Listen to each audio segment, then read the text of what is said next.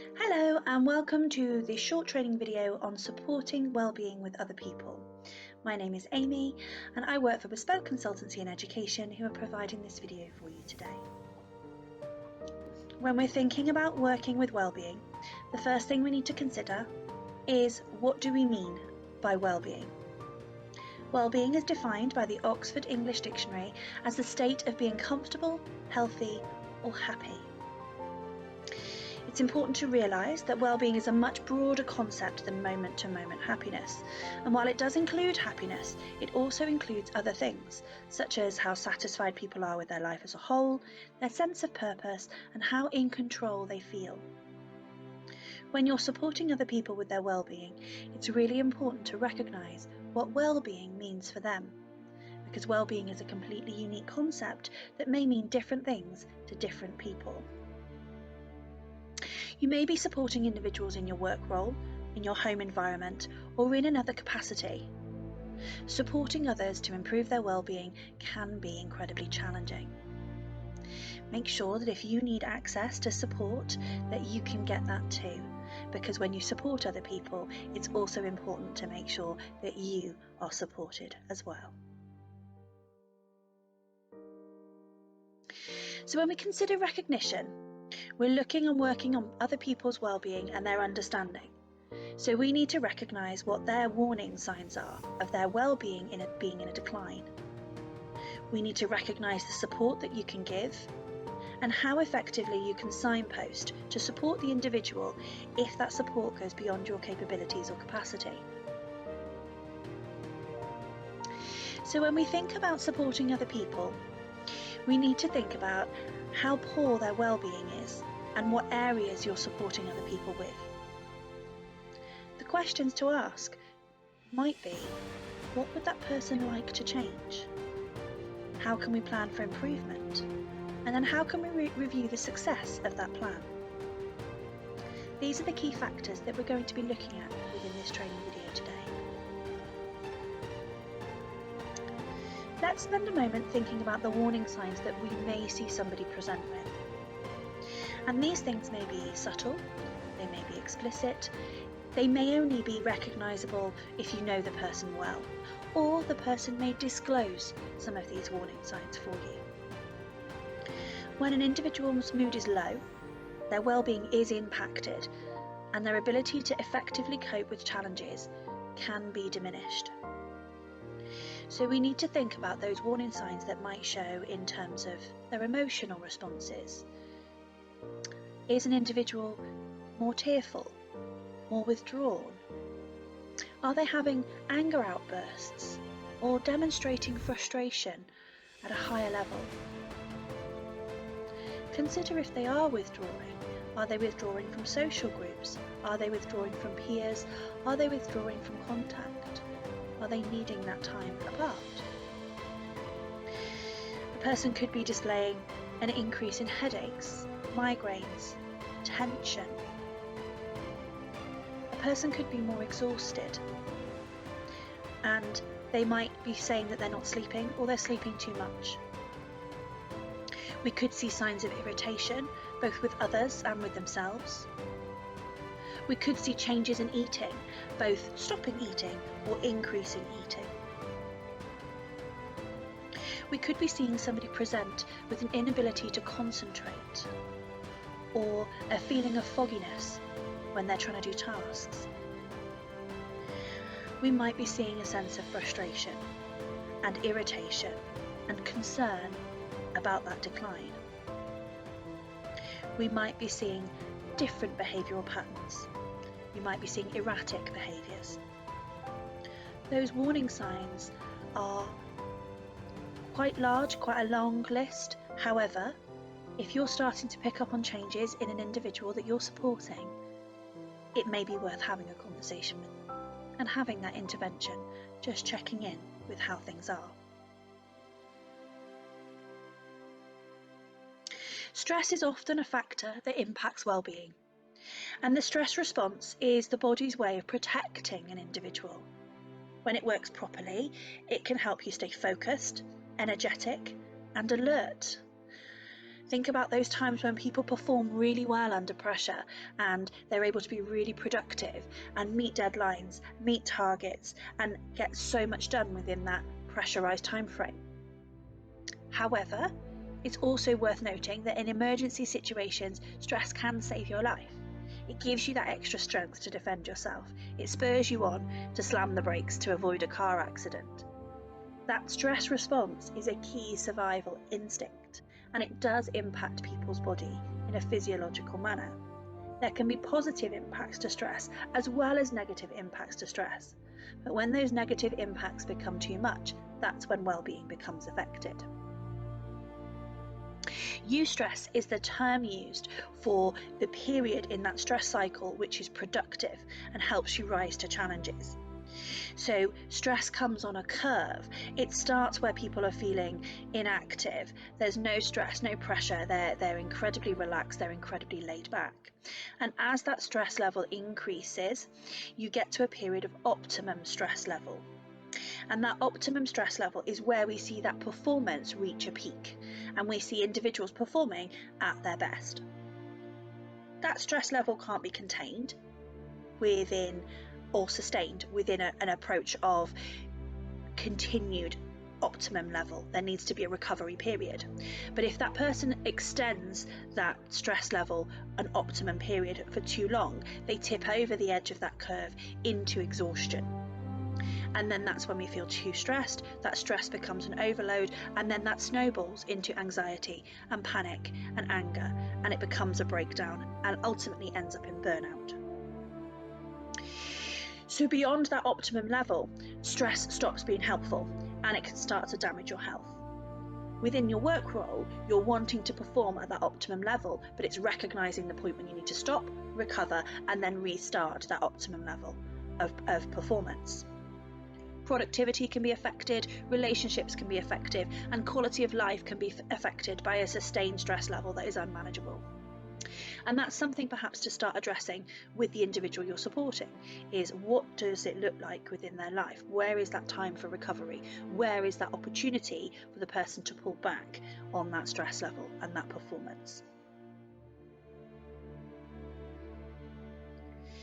There are many measures in place by companies to support and help manage stress levels and help support well-being within the workplace. Some of the things that companies may put into place, particularly around the COVID-19 pandemic, are working from home policies, flexible working hours. Supporting individuals with regular one-to-ones between employees and managers is a shown method of helping support well-being and to develop well-being strategies. Some companies offer counselling services for staff that can be utilised effectively to maintain and support well-being.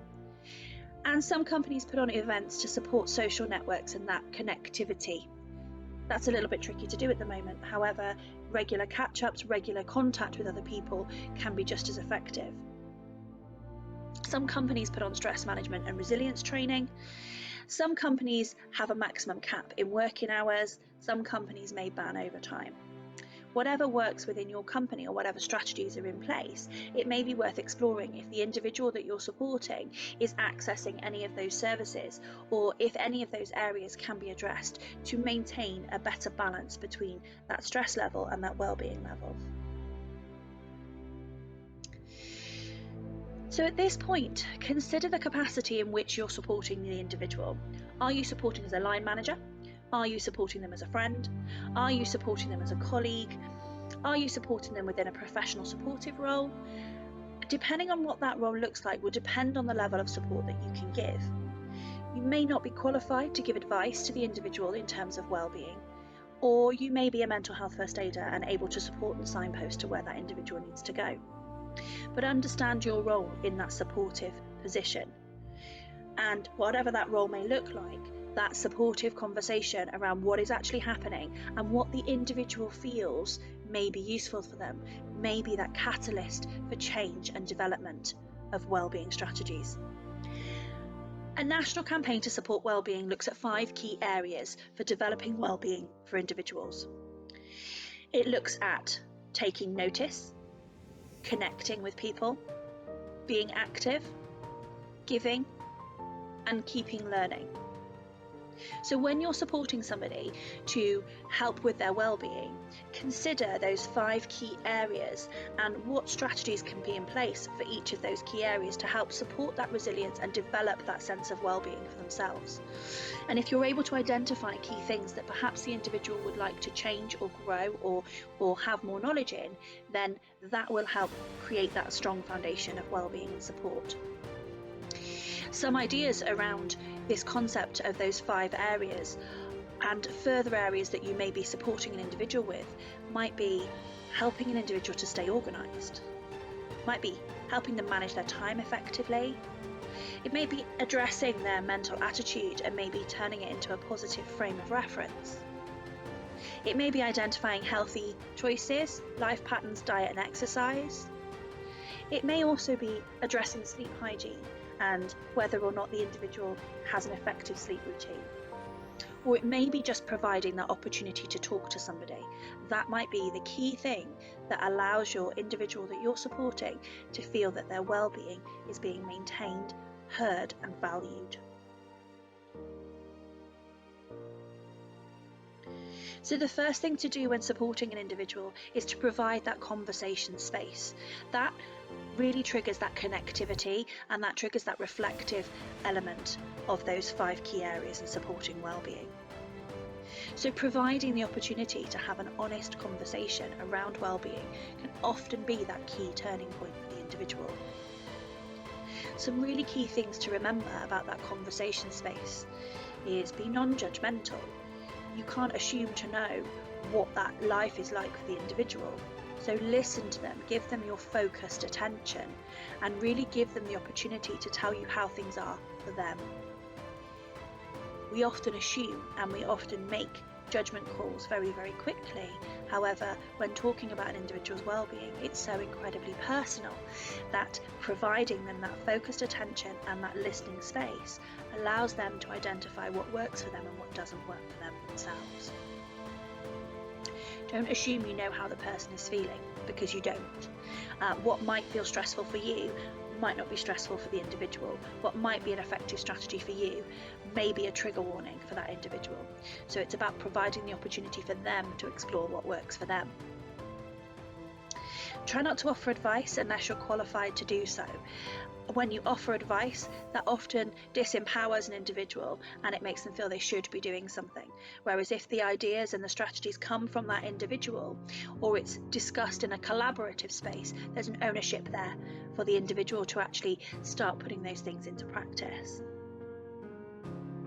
Allow the person to express how they're feeling, allow them that space and to use the language that they need to use to find what it is they're actually feeling. Because often that allows them to get underneath what is actually at the cause of that well-being in a decline.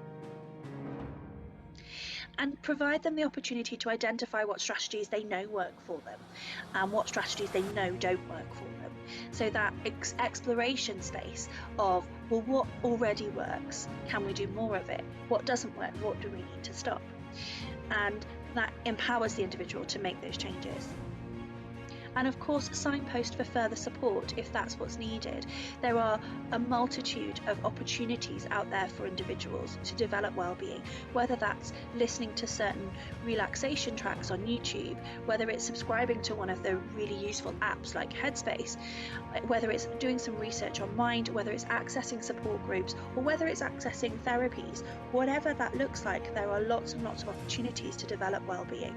So signpost if needed. If your individual is in a very distressed state, you may be signposting them to their GP. That's okay too, because it's up to the individual to then choose what action they feel comfortable to take. Mind have developed a wellness action plan that gives opportunities for both individuals and employers to explore how to support individuals with their wellness. There are guides available for both employees and the line managers, and it provides a really effective toolkit to support staff with wellbeing in the workplace. The Wellbeing Action Plan is a series of questions which identifies key strategies to support individuals. But the key part of this is collaboration, so it allows the employee to be responsible for that process. So you facilitate that conversation. And if this is something that you already use, consider how you use this effectively and those areas that perhaps need a little bit of development. If it's not something that you use, it could be something that you look into to support your individuals and employees. And it might be that the employee feels it in themselves and actually doesn't bring it to a line manager or a co-worker, but that process of reflective practice is what's supportive for them. A wellness action plan covers things like approaches the individual can adopt to support their mental well-being, early warning signs of poor mental health and what to look out for, and it really personalises those so that the individual has to identify what they would look like for them and their unique journey that they go on. Any workplace triggers for poor mental health or stress, the potential impact of poor mental health on performance, what support they might need from you as a manager, what actions and positive steps can be taken both by the individual and the workplace if it's done collaboratively. It identifies an agreed time to review the wellness action plan and which support measures are in place, which is a really key element to identify what's working and identify what's not working. And it allows them to explore anything else they feel would be useful to support their mental well-being. This isn't a legally binding contract, nor is it something that has to be in place. However, what it does is it can be used as a reflective tool and an agreement on how best to support that individual. Those questions cover what helps you stay mentally healthy at work, and these questions are really useful to ask or to facilitate within that conversation space. So what helps the individual stay mentally healthy? What do they recognise as their key strategy? What can the manager or an individual do to support that staying mentally healthy? What situations trigger poor mental health? So thinking about what might be trigger signs for that individual, and then interventions can be put in place either by them or by you in your support role to help minimise that. You could ask questions around the impact of that poor mental health. What does that decline in well-being impact on the individual? Does it affect their productivity? Does it affect their resilience? Does it affect their ability to perform their tasks? Or actually just does it make them feel more vulnerable? What does that impact look like? Because then again, you're able to recognise those key warning signs. Further questions you might ask might be around the support that could be put in place to minimise those triggers. So that might not necessarily be support put in place by yourself, but it could be support that could be raised with another line manager or a support network that then is in place with that individual. But it's considering what is needed, what's the intervention there that is doable, realistic, achievable, that will help minimise some of those triggers. Also consider elements of that individual working style with the person. Is it temperament that's affecting them? Is there something that actually is going on within relationships or dynamics that could be addressed that acts as a trigger or a warning sign? Discuss with that person what should be done if they notice the early warning signs. Does that trigger a conversation? Does it mean that intervention needs to take place, or will that exacerbate the problem further? Identify what that person wants you to do to support them with their well-being. And then consider the steps you can take if they start to experience poor mental health. What are their next steps if that declines even further? Do they need to book an appointment with their GP? Do they need to book a holiday and take some time off work in order to recover? Do they need to address certain things that are causing additional pressure? Let them identify what those next steps will look like so that there is a very clear plan if there is a further decline. It's really important to review the success of whatever that conversation looks like. When a person's well-being is declined, it can be very difficult to see the positive elements that are happening around them, or it can be very difficult to identify the value in the steps that are being taken. And if a person is in a negative mindset, that can really affect their ability to recognise the success of the steps they're taking. So if you're supporting an individual with their well-being, identify the success of the steps that they're doing. What are the things that they are achieving in supporting their well-being? Were they able to take their lunch break 4 days out of 5 this week as opposed to none? Was the individual able to say no to a request that was perhaps unreasonable or would make that decline even more rapid? Has the individual looked at their working pattern and shifted things slightly to make it more effective for them? Those small successes quickly add up to a bigger recognition of that impact on improving well-being. But if an individual's struggling to see them and you're in a supporting role, you can help them to identify those successes. And as with any goal-setting exercise, reviewing that success and amending the goal where necessary is a really important part of that process. So if they've identified steps that they want to take and at a review point nothing is working for them effectively, then those were the wrong steps in that moment. So how can they be amended and how can they be adjusted to continue to support the individual? It's really important that you recognise those small successes with the individual. Identify their inner strengths and help them to continue to develop their well-being strategies. When we think about signposting, it's thinking about where your limitations end within your role and where else you might direct somebody to if they need further support. If you're in a supporting role, it's very easy to feel overwhelmed sometimes when supporting with somebody's well-being because it's so unique to them and because it can decline very, very quickly.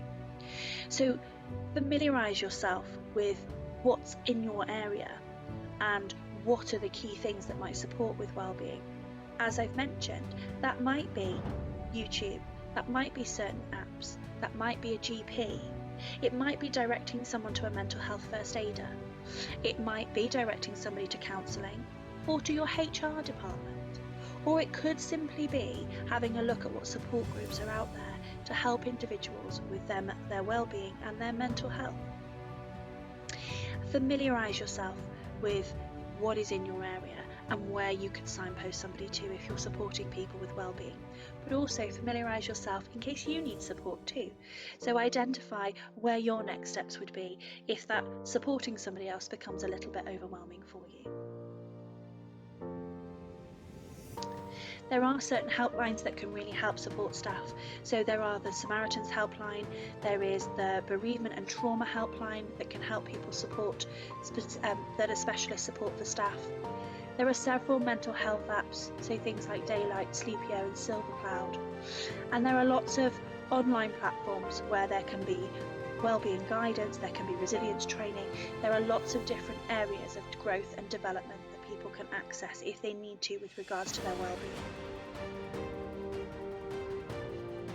So that brings us to the end of your training session today. Thank you for taking part. I hope that you have a lovely rest of the day and that if you're moving forward with purpose and supporting individuals, that you also consider your own well-being as a priority too. Thank you very much.